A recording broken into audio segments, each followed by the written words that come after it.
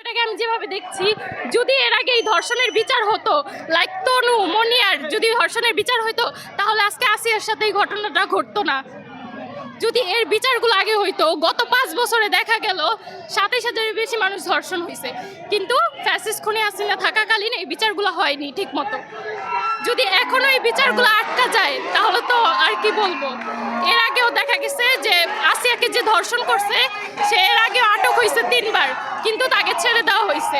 তো এবার আমরা চাই তার জনসমক্ষে ফাঁসি।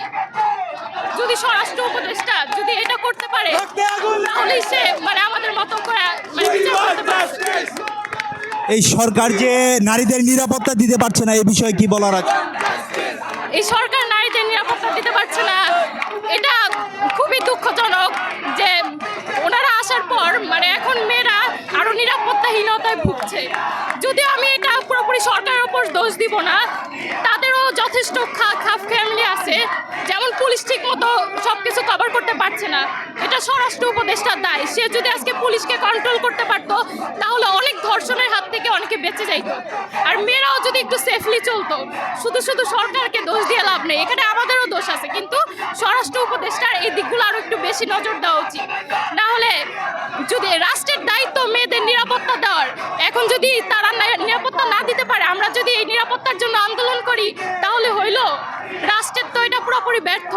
অন্তর্বর্তীকালীন সরকারকে অনুরোধ, তারা যেন নারীদের নিরাপত্তার কথা সুন্দরভাবে ভাবে, ঠিকভাবে দায়িত্বগুলো পালন করে।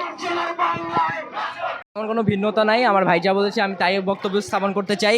আমার এই সোনার বাংলায় আমরা 24-এর গণঅভ্যুত্থান করেছি ফ্যাসিস্টকে সরানোর জন্য, এই নতুন বাংলার জন্য নয় যেখানে ধর্ষকরা দিনে রাতে যখন যেভাবে পারে আমাদের মা বোনদেরকে ধর্ষণ করে।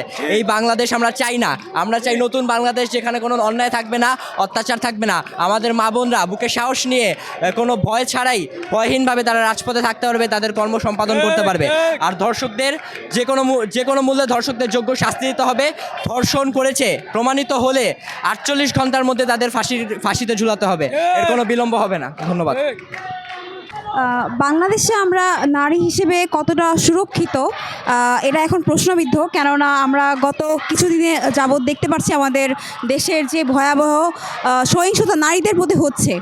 আর আমাদের দেশের আইনকে অবশ্যই কঠোর করতে হবে, কেননা যদি ধর্ষককে শাস্তি দেওয়া না হয় তাহলে এরকম ঘটনা অনবরত ঘটতেই থাকবে এবং আমাদের নারীদের যে সুরক্ষা সেটি প্রশ্নবিদ্ধ হতেই থাকবে এবং আমরা সুরক্ষিত না। আমি নারী হিসেবে আজ সুরক্ষিত না, আমি নিজেও জানি না যে আমার সাথে আগামীকাল এই ঘটনা ঘটতে পারে কিনা। তো আমরা চাই যে আমাদের নারীদের সুরক্ষার জন্য দেশের যে আইন সেটাকে আরও কঠোর করতে হবে, দর্শকদের শাস্তি নিশ্চিত করতে হবে যাতে এই ঘটনা আর না ঘটে। আমার লজ্জার সীমা এত নিচে চলে গেছে, আজ আমি কথা বলতে ঘৃণা করছি। আমার নিজেকে নিয়ে লজ্জিত মনে হচ্ছে, কারণ আমি একজন পুরুষ, আমার পুরস্কৃত, আমার মা আমার বোন হচ্ছে আজ ধর্ষিত। আমার মা পারছে না ঘর থেকে আজ বের হতে, আমার বোন পারছে না স্বাধীনভাবে চলাফেরা করতে, পড়াশোনা করতে।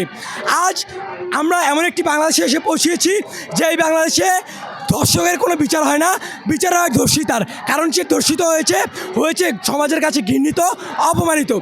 আজ আমরা সুস্পষ্টভাবে একটি দাবি উপস্থাপন করতে চাই, তা হচ্ছে